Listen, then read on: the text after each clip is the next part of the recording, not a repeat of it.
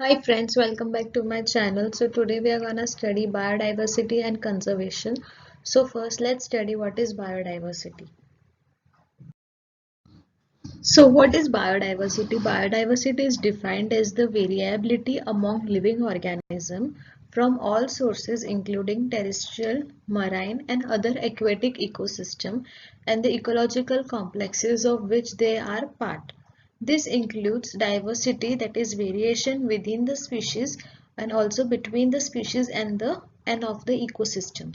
So basically it means that all the living organisms which are present in the surrounding, which can be included from the terrestrial, marine and aquatic ecosystem, which forms an ecological complex of that part where they live, and this includes diversity within the species, that means two different species of fishes between the species and the ecosystem. So it is the sum total of gene, species and ecosystem of a given region is called as biodiversity. So the term biodiversity was coined by Edward Wilson.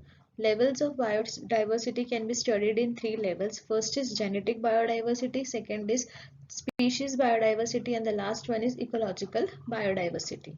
So now let's see what is genetic biodiversity. Let's see what is genetic biodiversity. So variation of genes found within the species is called as genetic diversity. It is also known as intraspecific diversity as the gene variation takes place within the species only. So for example, there are more than 50,000 genetic different strains of rice and there are 1,000 varieties of mangoes which are found in India.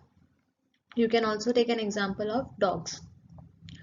Then comes the species biodiversity. So the variety of species found in the habitat is known as species diversity, which is known as interspecific diversity. So as you can see over here, there are varieties of species which are present in the forest. So according to the species diversity, what we can find is, so for example, the Western Ghat has greater diversity of amphibian species than the Eastern Ghats. So we can come to know according to the habitat which species is found in what area.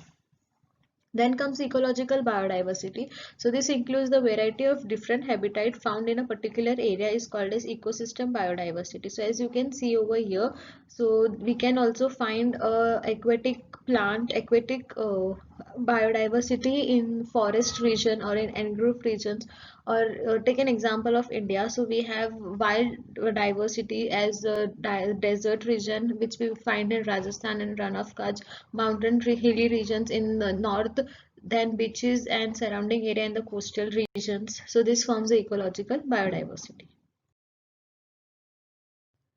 So now let's see patterns of biodiversity. So biodiversity is not uniform throughout the world but shows uneven distribution. So biodiversity is affected by two factors. The first is latitudinal gradient and second is species area relationship. So let's see latitudinal gradient first. So what is it? In general, species diversity decreases as we move away from equator towards the pole. So biodiversity is highest in the equator region and it decreases in the polar regions. So great biological diversity in tropics. So this is the tropical area, then comes the temperate area and then comes the last, which is polar area or Arctic circles. So various hypotheses for higher diversity in tropic proposed by ecologists and evolutionary biologists, which are temperate region have undergone frequent calcination in the past. It killed most of the species. So the tropical latitudes have remained relatively undisturbed for millions of years. So tropic regions have remained undisturbed for millions of years, while the temperate region have undergone many changes which lead to killed more many species over there.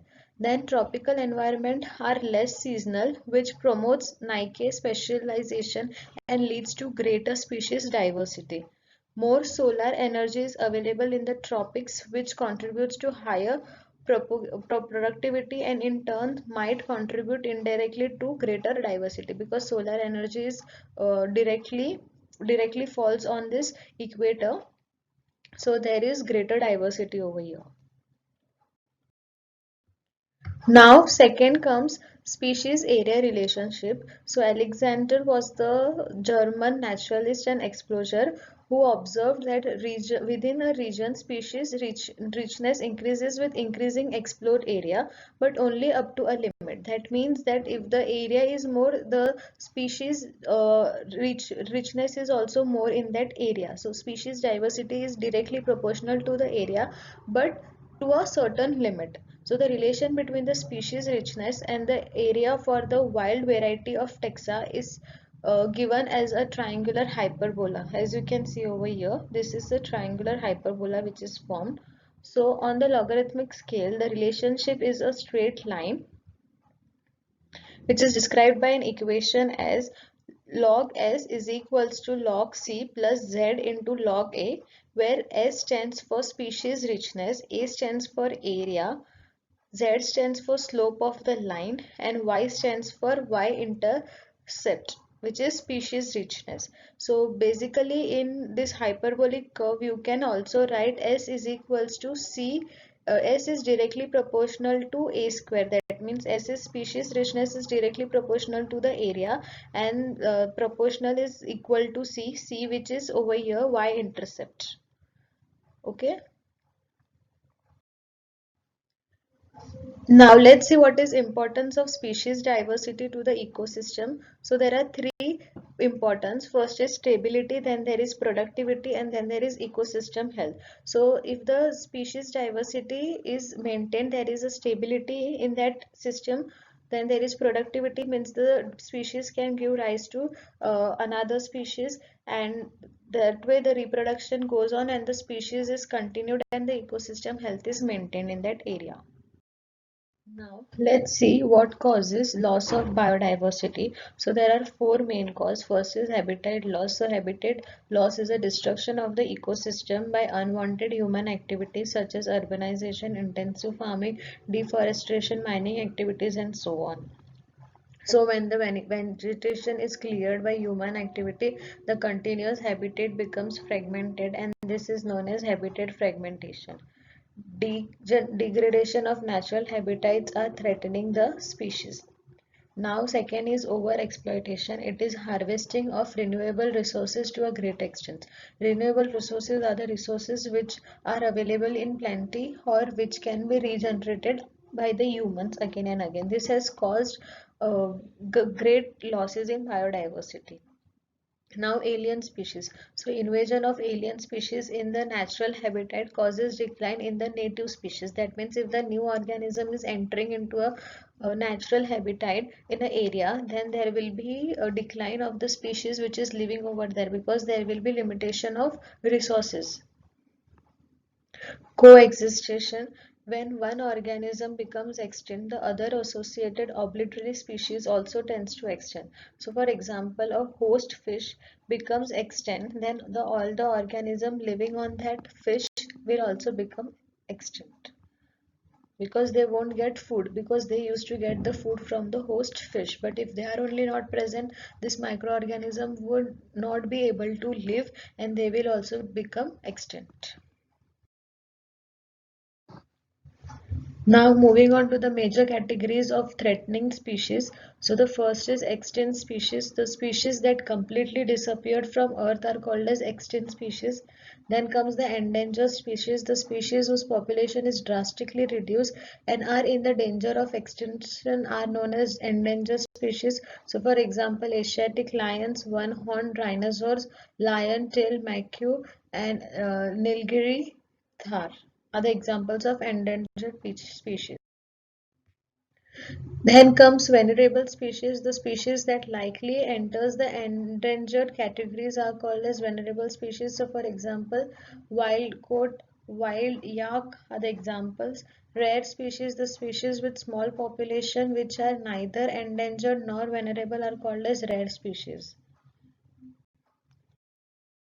So now let's see what are the reasons for biodiversity conservation. That means why we should conserve our biodiversity. So first is narrowly utilitarian, second is broadly utilitarian, and the third one is ethical argument.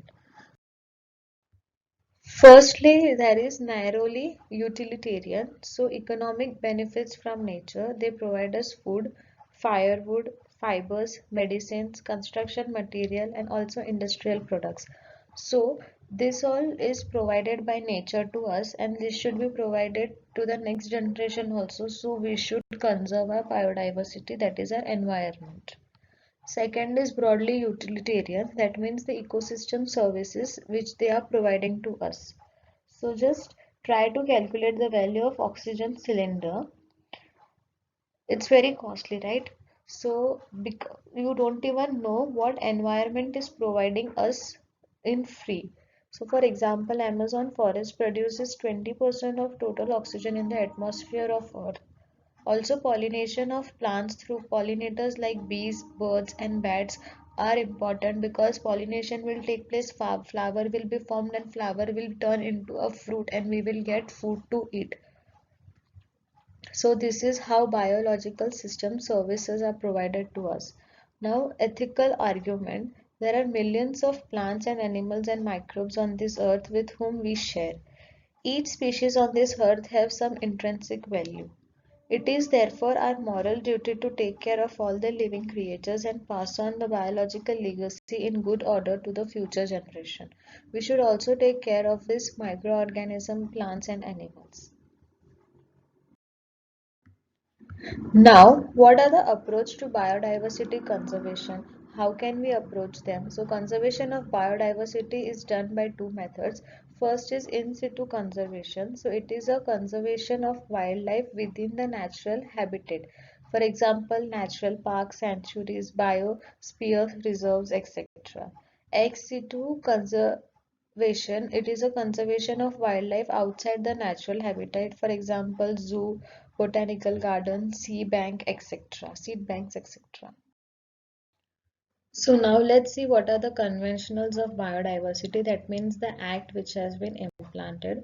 So the first one is the Earth Summit held in Rio de Janeiro in 1992. The World Summit of Sustainable Development held in Johannesburg, South Africa in 2002. In this summit, 90 countries pledged their commitment to reduce the current rate of biodiversity loss at global, regional and local level by 2010.